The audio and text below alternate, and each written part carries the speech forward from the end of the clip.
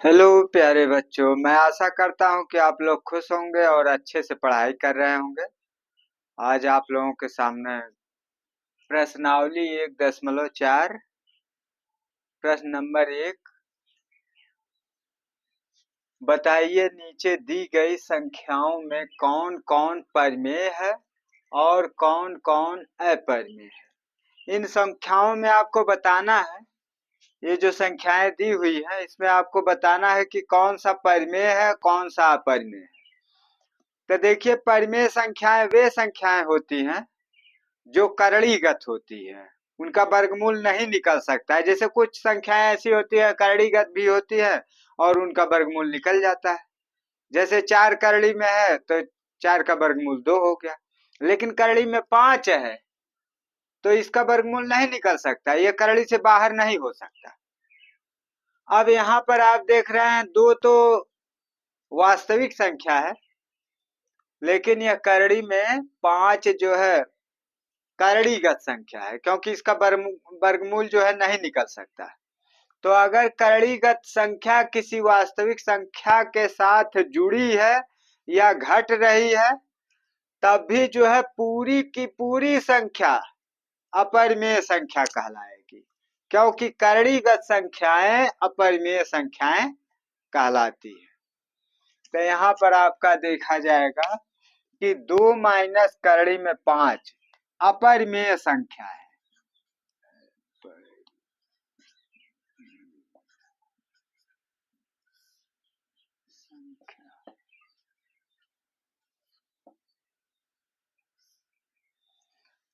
तो यहाँ पर करड़ी 5 अपरिमेय है, इसका वर्गमूल नहीं निकल सकता, करड़ी के अंदर ही रहेगा, अर्थात ये करणीगत ही रहेगा, इसलिए ये पूरी संख्या जो है अपरिमेय संख्या हो गई। अब इसके बाद आप दूसरा देखेंगे, 3 प्लस करड़ी में 23 और कोष्ठ से बाहर माइनस करड़ी में 23 है। तो यहाँ पर अगर इसको हम कोष्ठ हटा देते हैं तो यह हुआ 3 प्लस करड़ी में 23 और ये हुआ माइनस करड़ी में 23। यहाँ एक लाइन और लिख देते हैं, 3 प्लस करड़ी में 23 और माइनस करड़ी में जो है 23 है। तो इसमें आप देख रहे हैं कि दो करणीगत संख्याएं एक जैसी है और एक धन चिन्ह के साथ है, एक ऋण चिन्ह के साथ। तो जब कोई भी संख्या एक जैसी हो और एक के सामने जो है, और एक जैसी संख्या में एक के सामने जो है ऋण चिन्ह हो, एक के सामने धन चिन्ह हो, तो दोनों संख्याएं जो है कट जाती है। तो यह करड़ी में 23 है, यह भी करड़ी में 23 है, इसके आगे धन चिन्ह है, इसके आगे ऋण चिन्ह है, इसलिए ये दोनों जो है आपका कट जाएगा। तो कटने के बाद यह 3 बचेगा, 3 बचेगा तो इसको बराबर लिखते हैं 3। अब 3 आया तो यह 3 कौन सी संख्या है? परिमेय संख्या है, क्योंकि इसमें करड़ी नहीं है, जिसमें करड़ी रहेगी वो अपरिमेय है। तो यहाँ जो है करड़ी नहीं है इस संख्या में, इसलिए यह परिमेय संख्या हुई। तो इसके लिए लिखेंगे परिमेय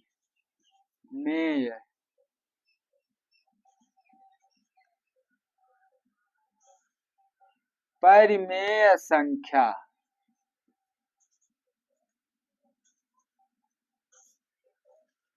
और अब देखते हैं तीसरा प्रश्न जो है, इसका तीसरा पार्ट, जिसमें 2 करड़ी में 7 है और नीचे वाले में 7 करड़ी में 7 है। तो अगर किसी भिन्नात्मक संख्या के ऊपर नीचे एक जैसी करड़ी होती है तो वह कट जाता है, इसलिए ये दोनों जो है कट गया। अब जब ये दोनों कट गया तो बच रहा ऊपर 2 नीचे 7, तब ये हो गया बराबर 2/7।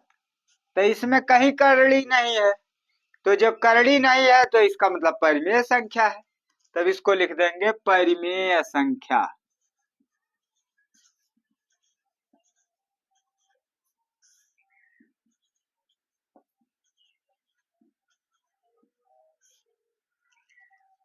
अब इसके बाद आप देखिएगा चौथा पार्ट, इसमें 1/2 है, तो इसका वर्गमूल तो निकल नहीं सकता, तो इसका मतलब यह पूरी संख्या क्या हुई, करणीगत हुई।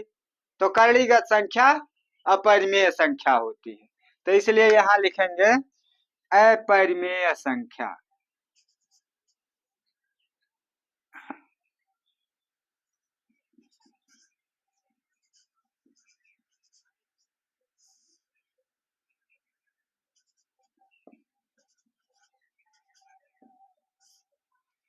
अपरिमेय संख्या। अब इसके बाद 2 पाई है, तो नियम में हमने बताया है कि जो संख्याएं गणितीय प्रतीकों द्वारा लिखी जाती है वह संख्याएं अपरिमेय संख्याएं होती है। जैसे पाई है, स्मॉल जी है, कैपिटल जी है, एप्सिलॉन है, ये सब क्या है, गणितीय प्रतीक होते हैं। तो जो गणितीय प्रतीक होता है वह अपरिमेय संख्या होता है, इसलिए पाई जो है गणितीय प्रतीक है, अर्थात सिंबल, इंग्लिश में इसको सिंबल बोलेंगे। तो गणितीय प्रतीक होने के नाते यह पाई जो है अपरिमेय संख्या है, तब इसको लिखेंगे अपरिमेय संख्या।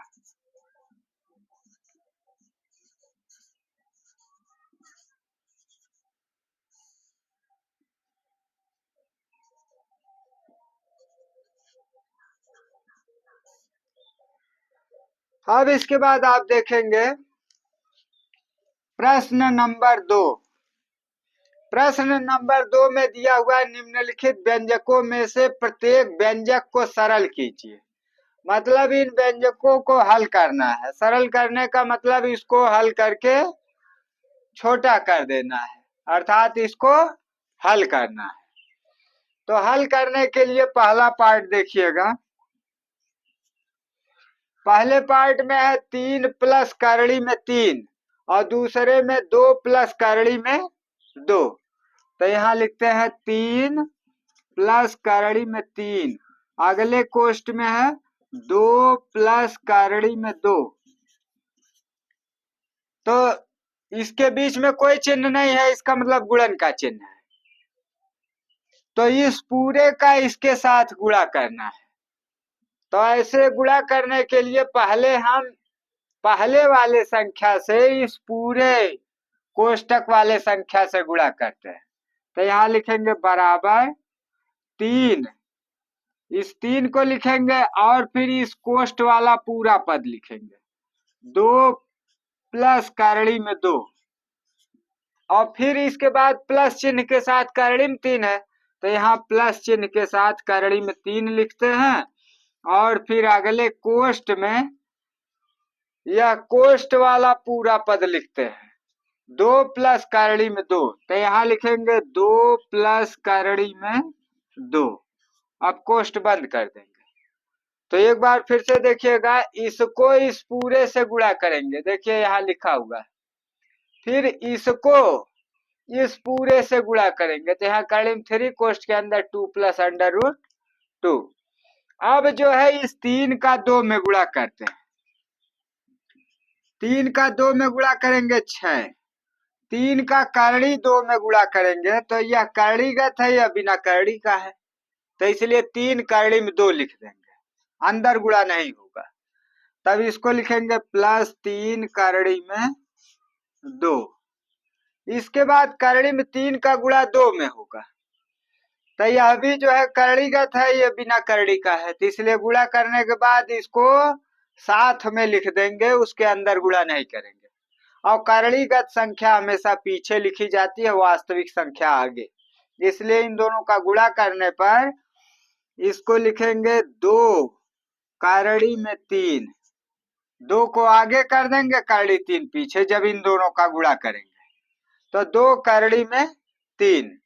अब इसके बाद इस करड़ी 3 का गुणा करड़ी 2 में करेंगे, तो करड़ी 3 करड़ी 2, यह दोनों करणीगत है, तो इसलिए एक ही करड़ी के अंदर लिखकर इन दोनों का गुणा कर देंगे।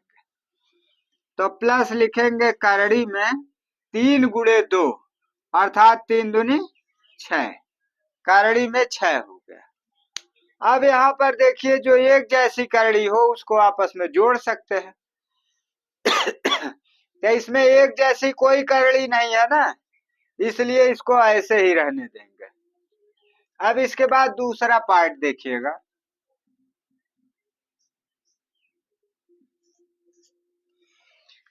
दूसरा पार्ट है 3 प्लस करड़ी में 3, अगले कोष्ट में 3 माइनस करड़ी में 3। तो इसको भी इसी नियम से भी हल कर सकते हैं, दूसरे तरह से भी हल कर सकते हैं, सूत्र के द्वारा भी इसको हल कर सकते हैं। तो इस तरह से कैसे हल करेंगे तो आप देखे ही हैं, उसी तरह से इसको भी हल कर देंगे। लेकिन आप सूत्र से कैसे हल करेंगे इसको आप देख लीजिए। या तो दोनों नियम आपको बता देते हैं, पहले डायरेक्ट गुणा करके, तो आप देखिएगा डायरेक्ट कैसे होगा। 3 का गुणन इस पूरे में करेंगे तो 3 कोष्ट में हो गया 3 माइनस करड़ी में 3, और फिर प्लस करड़ी में 3 का गुणा फिर इसी पूरे कोष्ट में होगा 3 माइनस करड़ी में 3। अब इसका गुणा इसमें पूरे में हुआ तो यहाँ लिखा गया, फिर इसका गुणा इस पूरे में हुआ तो यहाँ लिख दिया गया।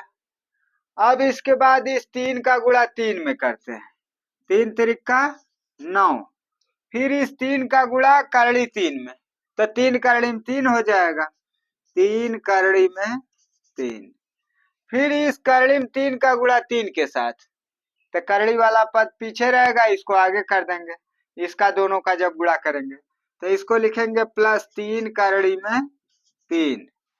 अब करड़ी 3 का गुणा माइनस करड़ी में 3 से करेंगे, करड़ी 3 दोनों एक जैसी करड़ी है, तो एक जैसी करड़ियों का जब गुणा होता है तो करड़ी हट जाती है, तो इसलिए करड़ी 3 का जब गुणा करेंगे तो यह हो जाएगा 3, और प्लस माइनस का गुणा माइनस हो जाएगा, तो इसलिए -3 हो गया।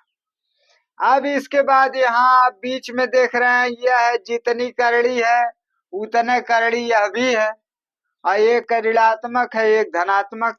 तो हमने बताया है इसमें कि अगर एक जैसी करड़ी हो और उसका चिन्ह विपरीत हो, एक धन हो एक ऋण हो, तो जो है दोनों कट जाते हैं, तो इसलिए यह इससे जो है कट जाएगा, और जब कट जाएगा तो यह 9 बचेगा और -3 बचेगा, तो 9 में से 3 घटा देंगे, तब यहाँ पर जो है आपको 6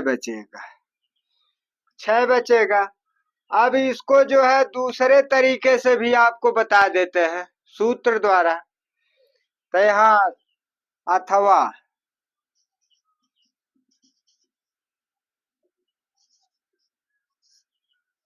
सूत्र की सहायता से देख लीजिए। सूत्र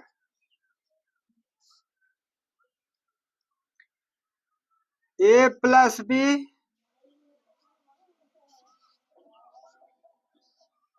a - b बराबर होता है a² - b²। a + b a - b का सूत्र होता है a² - b²। तो इसी आधार पर यह a + b या a - b के रूप में है। तब यहाँ लिखेंगे 3 प्लस करड़ी में 3, एक कोष्ट में, अगले कोष्ट में 3 माइनस करड़ी में 3, अगले कोष्ट में। अब जो है यह a + b या a - b के रूप में है, तो इसको लिखेंगे a² - b²। तो एक ही जगह पर 3 है तो यहाँ लिखेंगे 3 का स्क्वायर, और माइनस b की जगह पर करड़ी में 3 है तब लिखेंगे माइनस करड़ी में 3 का स्क्वायर। अब आप देखेंगे कि 3 का स्क्वायर तीन त्रिका 9, 3 का वर्ग जो है 3 त्रिका 9 हो गया। और करड़ी 3 का स्क्वायर अर्थात करड़ी 3 का वर्ग, तो करड़ी का वर्ग करेंगे तो करड़ी हट जाएगी, तो इसलिए यहाँ 3 हो जाएगा। तो लिखेंगे -3। अब 9 में से 3 घटाएंगे 6 हो जाएगा, तो इसको लिखेंगे बराबर 6। तो सूत्र द्वारा ये उत्तर आपका प्राप्त हो गया। और ये डायरेक्ट जैसे जिस तरह से इसको हल किया गया है उस तरह से ये हल किया हुआ है। अब दोनों में से जो आपको अच्छा लगे वो आप तैयार करिएगा। अब इसके बाद जो है दूसरा प्रश्न, अब आप इसका 2 पार्ट हो गया, अब तीसरा पार्ट देखेंगे।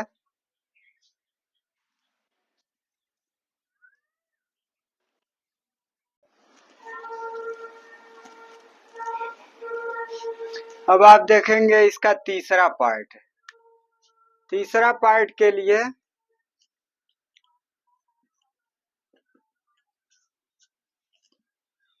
कर्णिम 5 प्लस कर्णिम 2 का होल स्क्वायर।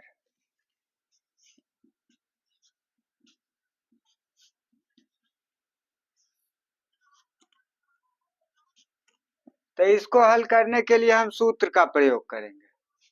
तो सूत्र होता है a प्लस बी का होल स्क्वायर बराबर a square plus B square plus 2ab।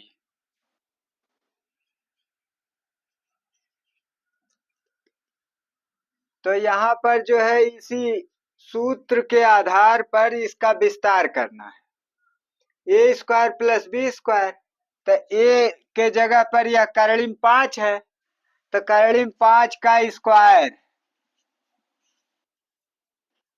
और प्लस b के जगह पर कर्णिम 2 है, तो कर्णिम 2 का स्क्वायर हो गया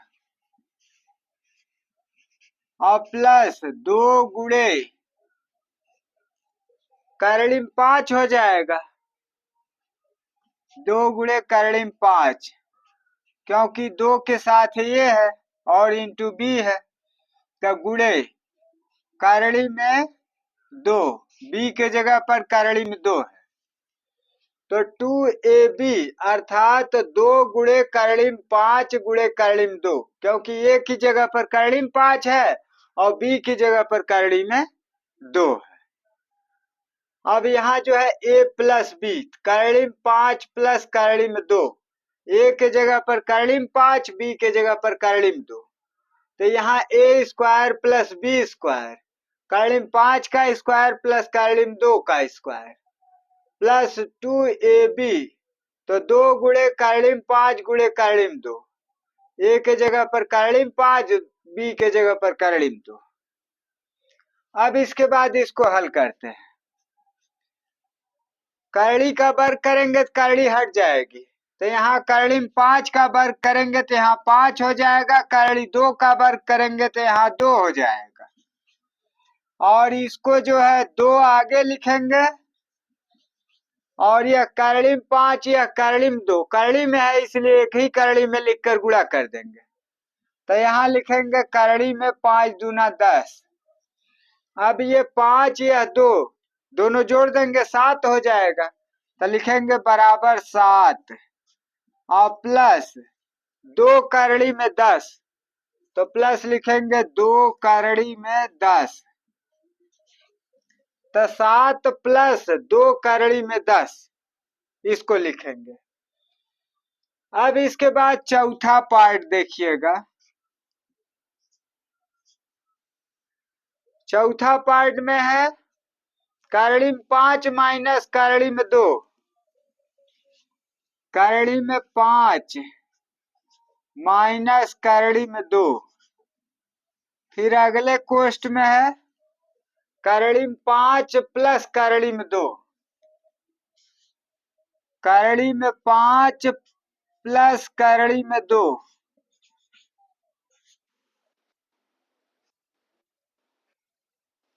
तो इसको भी इसी तरह से लगाएंगे जैसे ये लगाया गया है।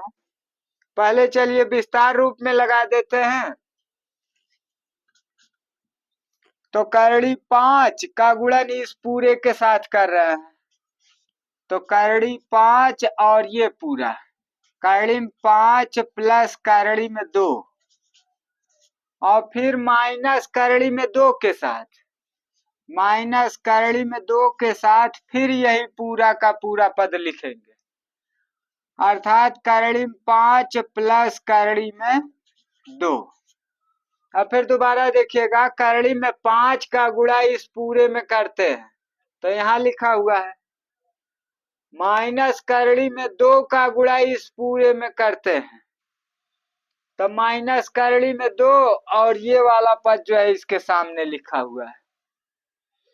अब जो है करड़ी 5 में करड़ी 5 का गुणा करेंगे, तो एक जैसी करड़ी का गुणा होगा तो करड़ी हट जाएगी, तो इसलिए करड़ी 5 का गुणा 5 हो गया। और करड़ी 5 का करड़ी 2 में करेंगे तो दोनों करड़ी है, तो एक ही करड़ी के अंदर गुणा करके लिख देंगे 5 दूनी 10, तो ये हो जाएगा प्लस करड़ी में 10। अब इसको इसके साथ गुणा करेंगे तो दोनों करड़ी है, तो एक ही करड़ी में गुणा करके लिख देंगे 5 दूनी 10 और ऋण चिन्ह सामने है, तो माइनस करड़ी में 10 और फिर इस माइनस करड़ी में 2 और करड़ी में 2, करड़ी में 2 करड़ी में 2 का गुणा होगा तो करड़ी हट जाएगी, एक जैसी करड़ी है, एक जैसी करड़ी का गुणा होगा तो करड़ी हट जाएगी। और ऋण और धन का चिन्ह तो जो है इसके सामने ऋण चिन्ह लग जाएगा, तो यह करड़ी में 2 का गुणा हुआ 2 हो गया। यह ऋण चिन्ह या धन चिन्ह, धन और ऋण का गुणा हुआ तो ऋण हो जाता है, तो यहाँ ऋण हो गया। अब इसके बाद बीच में देखा जाए यह दोनों एक जैसी करड़ी है और चिन्ह विपरीत है, एक प्लस है एक माइनस है, तो जब एक जैसी करड़ी होगी और चिन्ह विपरीत होगा तो वह जो है कट जाता है, तो इसलिए ये दोनों कट जाएगा। अब 5 में से -2 अर्थात 2 को घटा देंगे, तो घटाएंगे तो यहाँ 3 आ जाएगा। अब दूसरा तरीका भी इस तरह से सूत्र द्वारा इस्तेमाल कर देते हैं, अथवा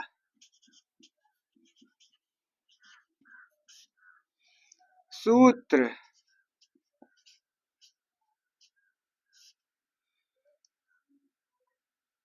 इसमें पहले प्लस बाद में माइनस था, इसमें पहले माइनस बाद में प्लस है, तो सूत्र को उलट भी सकते हैं। जैसे इसको a माइनस बी, अगले कोष्ठ में ये प्लस बी बराबर a square minus B square, क्योंकि इसको इधर और इसको इधर करने से आपस में जगह बदलने से कोई अंतर नहीं पड़ता।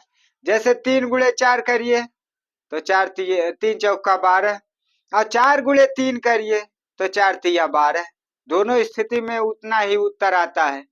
तो इसलिए a माइनस बी गुणे a प्लस बी या a प्लस बी गुणे a माइनस बी करते हैं तो a square minus B square ही उत्तर प्राप्त होगा।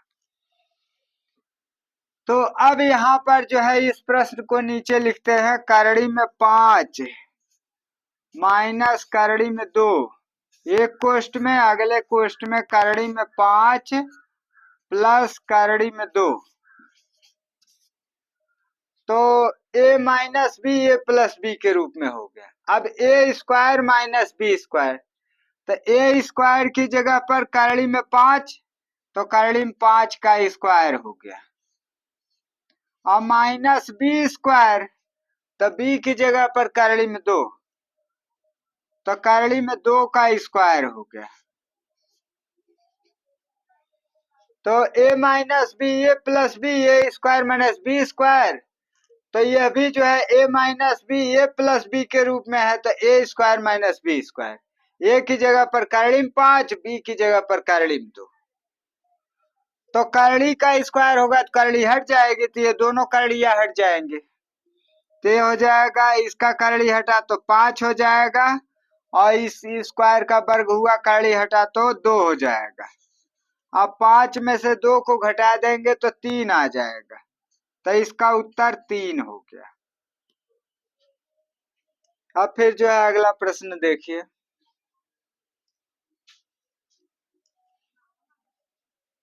प्रश्न नंबर 3 देखिएगा। आपको याद होगा कि पाई को एक वृत्त की परिधि सी और उसके व्यास डी के अनुपात से परिभाषित किया जाता है, अर्थात पाई बराबर सी बटा डी है। आप जानते हैं वृत्त की परिधि और वृत्त के व्यास के अनुपात के बराबर जो है पाई का मान होता है। और आप देखते ही हैं कि वृत्त की परिधि बराबर 2 पाई r लिखा जाता है। तो 2 पाई r मतलब 2r हो गया व्यास और पाई हो गया, यही पाई हो गया जो संकेतांक है। तो इसलिए पाई बराबर सी बटा डी, अर्थात वृत्त की परिधि बटा वृत्त का व्यास, यही जो है पाई के अनुपात का मान होता है। तो इसमें कहा जा रहा है कि यह इस तथ्य का अंतर विरोध करता हुआ प्रतीत होता है कि पाई अपरिमेय है। अब यहाँ हमने बताया कि जो गणितीय प्रतीक होता है वह अपरिमेय होता है। इस अंतर विरोध का निराकरण आप किस प्रकार करेंगे? अगर इसको अपरिमेय संख्या मानते हैं तो यह कैसे आप कहेंगे कि अपरिमेय संख्या है? तो अपरिमेय संख्या हम इस आधार पर कह सकते हैं, जैसे कोई भी लंबाई नापिए, कपड़ा नापिए, तो एक बार आप नाप रहे हैं 1 मीटर हो रहा है, दूसरी बार आप नाप रहे हैं तो पता चल रहा है कपड़ा थोड़ा सा इधर उधर हो जा रहा है, 1 मीटर से कम हो जा रहा है या तो हल्का सा बेसी हो जा रहा है। तो कहने का मतलब ये है कि कोई भी लंबाई जो है वास्तविक रूप से नहीं नापी जा सकती, उसमें दशमलव के बाद कुछ अंक तक कमियां हो सकती है, चाहे पहले अंक तक हो सकती है दशमलव के बाद, या दूसरे अंक तक हो सकती है, या तीसरे अंक तक हो सकती है। तो जो कमियां हो रही है वह जो है अनंत विस्तार तक कमियां मान सकते हैं। कभी सूक्ष्म कमी हो रही है तो कभी अति सूक्ष्म कमी हो रही है।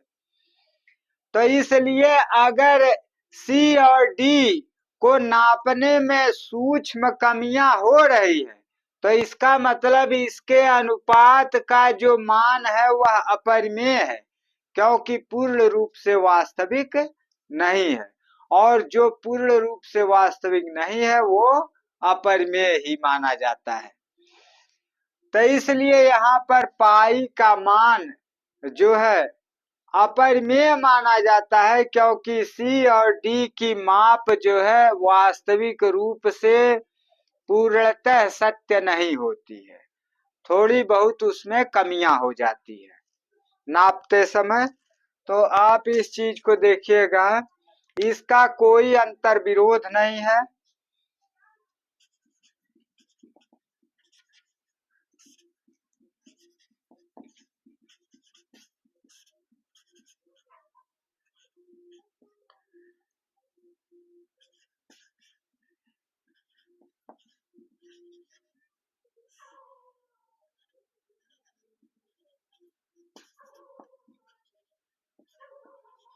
इसका कोई अंतर विरोध नहीं है। स्मरण रहे कि जब कभी भी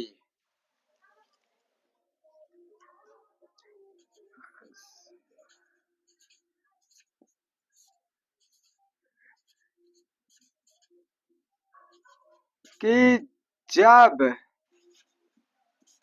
कभी भी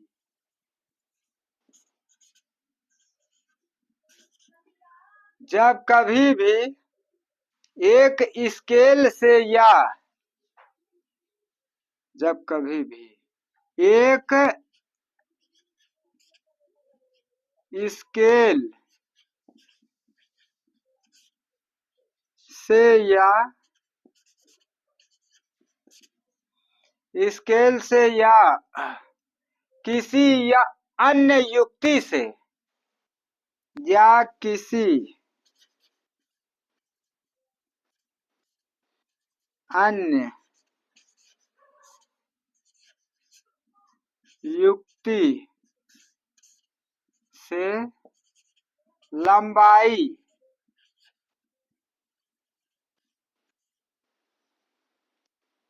या किसी अन्य युक्ति से लंबाई मापते हैं तब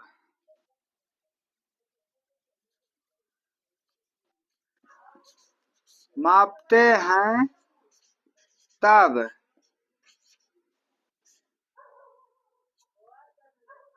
मापते हैं तब आपको केवल एक सन्निकट तब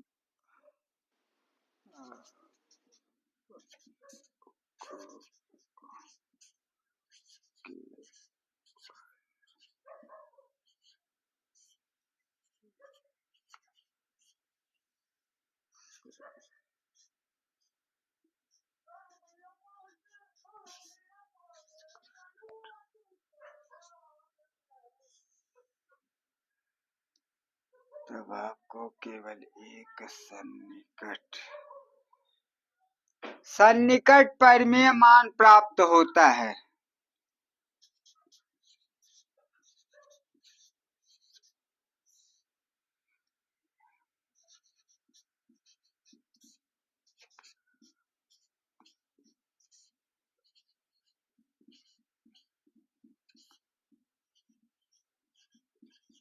सन्निकट परिमेय मान प्राप्त होता है। अतः आप यह अनुभव नहीं कर पाते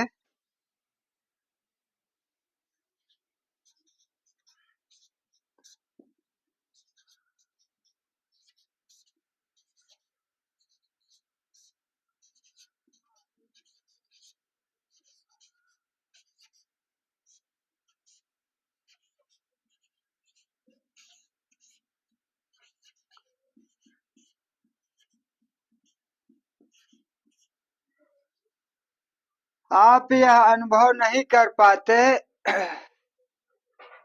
कि C या D अपरिमेय है।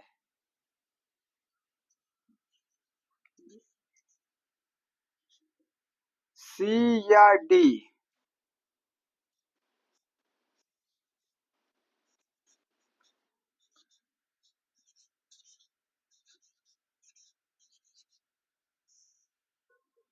C या D अपरिमेय है।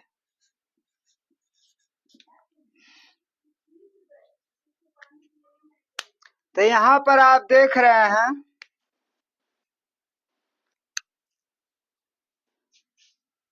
कि इसका कोई अंतर विरोध नहीं है। स्मरण रहे मतलब याद रहे कि जब कभी भी एक स्केल से, स्केल मतलब इंच पटरी, इंच पटरी ये है आपकी, स्केल से अर्थात इंच पटरी से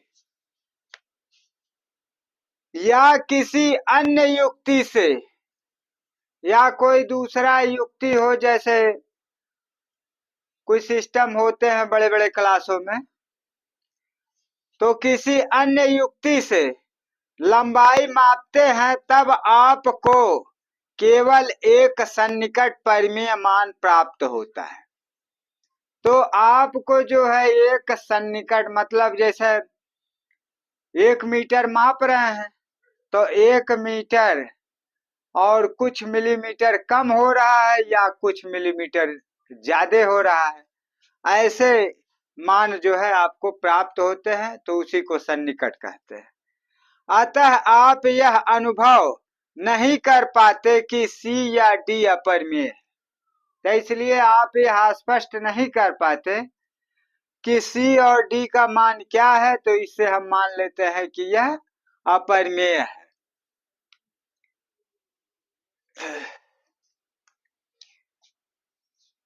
अब जो है अन्य युक्ति जो कही जा रही, जैसे बड़े बड़े क्लासों में बड़े बड़े पेड़ों की ऊंचाइयां मापने के लिए सेक्सटेंस का प्रयोग होता है। सेक्सटेंस एक जो है मापक यंत्र है, तो वो जो है बहुत बड़े क्लासों में जैसे बीएससी ओएससी में प्रयोग होता है।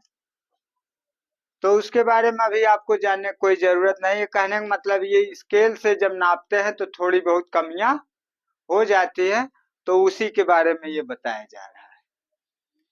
अब आगे आप अगला प्रश्न आप लोग देखिएगा। प्रश्न नंबर जो है 4, संख्या रेखा पर करड़ी में 9.3 को निरूपित कीजिए। तो संख्या रेखा पर आपको करड़ी में 9.3 को निरूपित करना है। तो इसको संख्या रेखा पर निरूपित करने के लिए ऐसी लंबाई इस पर नापिए जिसमें 9.3 से कुछ ज्यादा जगह भी बचे। तो 9.3, 9 दूनी 18, चलिए 9.3 के लिए हम यहाँ आप 1-1 इंच की दूरी लीजिएगा तो हो सकता है हट जाएगी, नहीं तो आधी आधी इंच की दूरी में आपका कॉपी में हो जाएगा। हम यहाँ पर तो जो है 9.3 के लिए यहाँ 2-2 इंच की दूरी ले रहे हैं।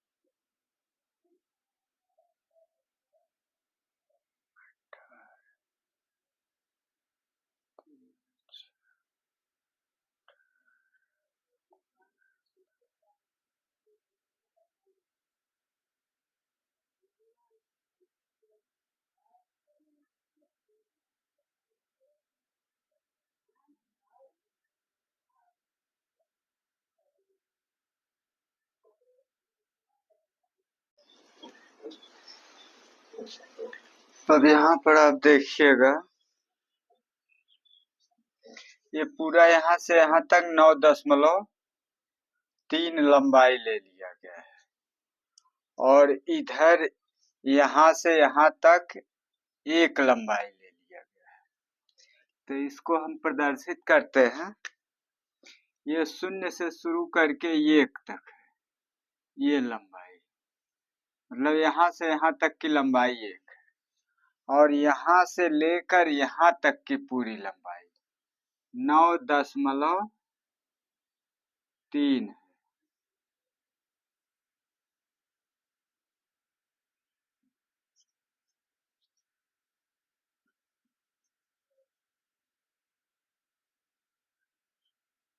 नौ दशमलव तीन है यहाँ से यहाँ तक की लंबाई, और यहाँ से यहाँ तक की लंबाई 1 है। अब इसको क्या करते हैं, इसको केंद्र मान के इधर से चाप काटते हैं, और इसको केंद्र मान के इधर से चाप काटते हैं। तो देखिएगा किस तरह से।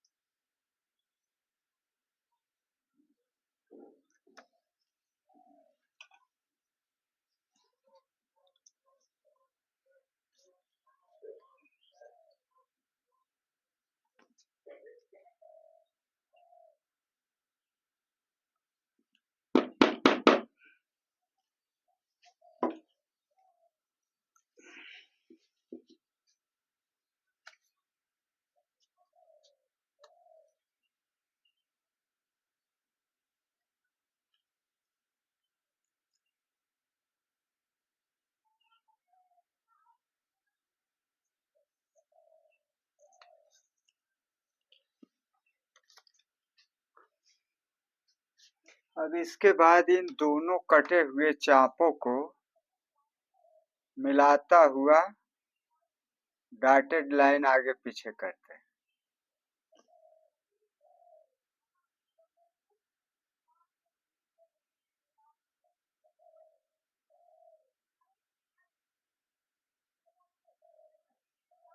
इस बिंदु पर अब इसके बाद हम जो ये बिंदु कट रहा है इसको केंद्र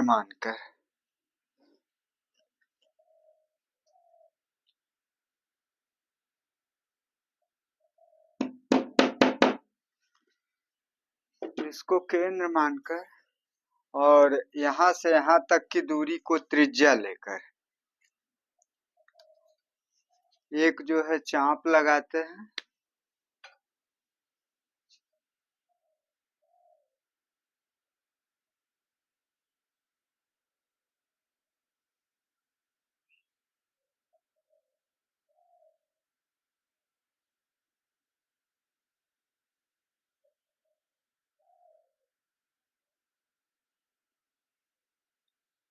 अब इसके बाद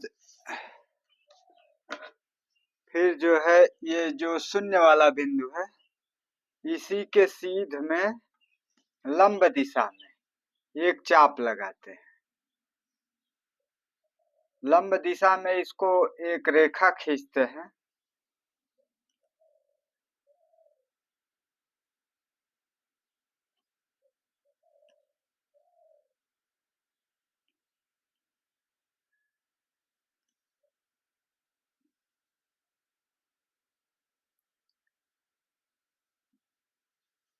और ये रेखा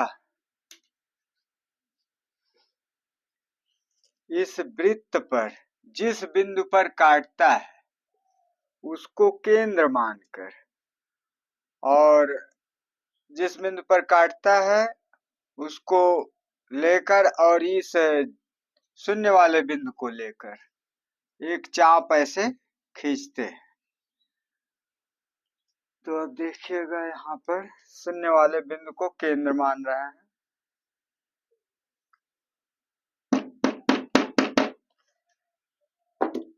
और इसको केंद्र मानकर और इस बिंदु को त्रिज्या लेकर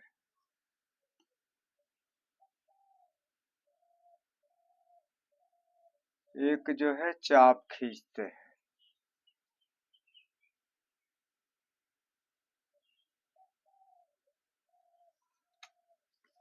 और ये चाप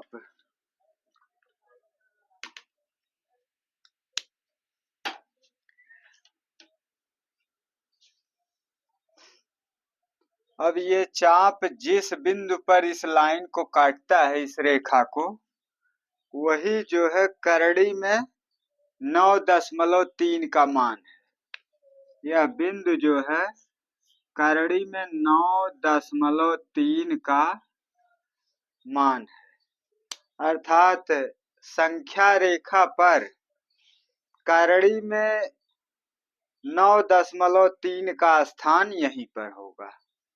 इधर तीर का निशान प्रदर्शित कर देते हैं और इधर से तीर का निशान प्रदर्शित कर देते हैं।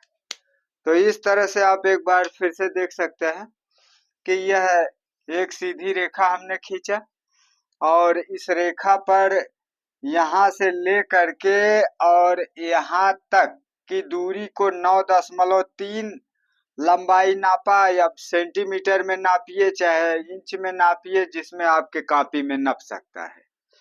तो सेंटीमीटर में अगर नापते हैं तो 9.3 सेंटीमीटर आप नापिएगा और उसके बाद इसका लंब समद्विभाजक खींचिएगा। लंब समद्विभाजक खींचने के लिए इसको केंद्र मानकर इसकी आधे से अधिक दूरी लेकर के यहाँ चाप लगाएंगे, यहाँ चाप लगाएंगे। फिर इधर से इसको एक वाले बिंदु पर केंद्र मानकर इधर से चाप खींचेंगे और यहाँ खींचेंगे। ये दोनों चाप जहाँ काटते हैं उसको डॉटेड एक लाइन मिलाएंगे। यह लाइन जिस बिंदु पर इस रेखा को काटती है यहाँ पर उसको केंद्र मानकर और यहाँ से यहाँ तक की दूरी को त्रिज्या लेकर एक जो है चाप खींचेंगे जो अर्धवृत्ताकार के रूप में प्राप्त होगा, और फिर इस बिंदु से यहाँ तक की दूरी जो है 1 सेंटीमीटर ली जाएगी।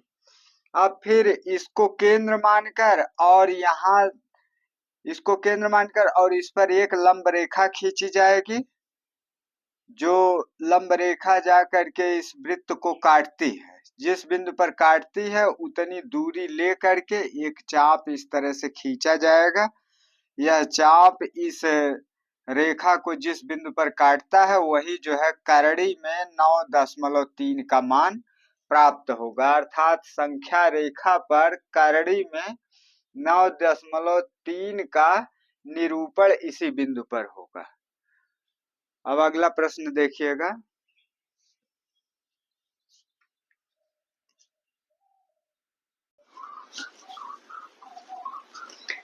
प्रश्न नंबर 5 देखिएगा आप लोग। निम्नलिखित के हरों का परिमेयीकरण कीजिए। इन संख्याओं के हरों का परिमेयीकरण करना है। परिमेयीकरण करने का मतलब यह है कि इसके हर में जो करड़ी है इसको समाप्त कर देना है। जब यह करड़ी नीचे समाप्त हो जाएगी तो इन सभी प्रश्नों के हरों का परिमेयीकरण हो जाएगा। तो इसके लिए पहला पार्ट देखिएगा। 1/, करड़ी में 7 है। इसको हल करने के लिए क्या करते हैं, जब केवल एक करड़ी गत संख्या नीचे होती है तो उसी संख्या से इसके ऊपर नीचे जो है गुणा कर देते हैं। तो यहाँ पर देखिएगा 1/, करड़ी में 7 गुणे करड़ी में 7 बटे करड़ी में 7।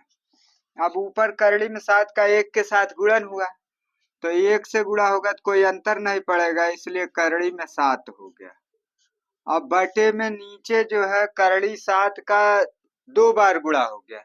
तो जब किसी करड़ीगत संख्या का 2 बार गुणा आपस में होता है तो करड़ी हट जाती है, तो इसलिए यहाँ पर सीधा 7 हो जाएगा। यही जो है इस संख्या के हर का परिमेयीकरण हो गया। अब दूसरा पार्ट आप लोग देखेंगे। 1/, करड़ी में 7 माइनस करड़ी में 6। अब इस तरह से अगर दो करड़ीगत संख्याएं होती है तो इसको हल करने के लिए हम इस करड़ीगत संख्या को ऊपर लिखते हैं और इसके बीच का चिन्ह बदल देते हैं, माइनस है तो प्लस कर देते हैं। तो यहाँ पर हो जाएगा करड़ी में 7 प्लस करड़ी में 6, क्योंकि यहाँ बीच में माइनस चिन्ह है तो यही पद लिख करके बीच में प्लस चिन्ह कर देंगे, अर्थात चिन्ह विपरीत हो जाएगा। अब जो है इसके बटे में इन दोनों की करड़ी हटा करके और ऋण चिन्ह बीच में लिख देंगे। ऋण चिन्ह तो है भी, अगर नहीं है तो ऋण चिन्ह बीच में लिख देंगे। तब ये हो जाएगा 7 माइनस 6। अब इसका मान हो गया करड़ी में 7 प्लस करड़ी में 6, करड़ी में 7 प्लस करड़ी में 6 बटे 7 में से 6 जाएगा 1 बचेगा तो बटे में 1 हो गया। यही जो है इस संख्या के हर का परिमेयीकरण हो गया। अब इसके बाद देखेंगे तीसरा पार्ट।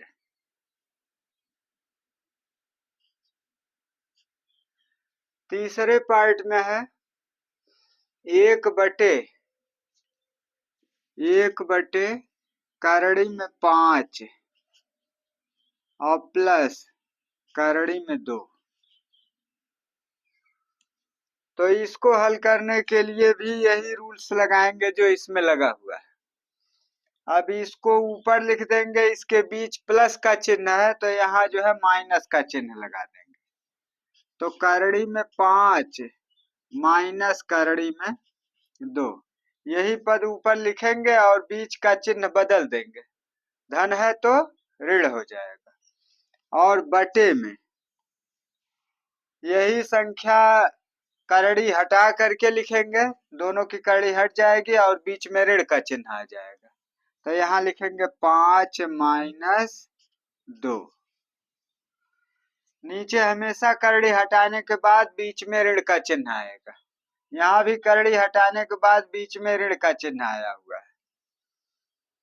अब इसके बाद ऊपर वाला लिखा जा रहा है, करड़ी में 5 माइनस करड़ी में 2 बटे में 5 में से 2 घटा देंगे 3 आ जाएगा। तो यहाँ लिखेंगे 3। अब इसके बाद जो है चौथा पार्ट आप लोग देखेंगे।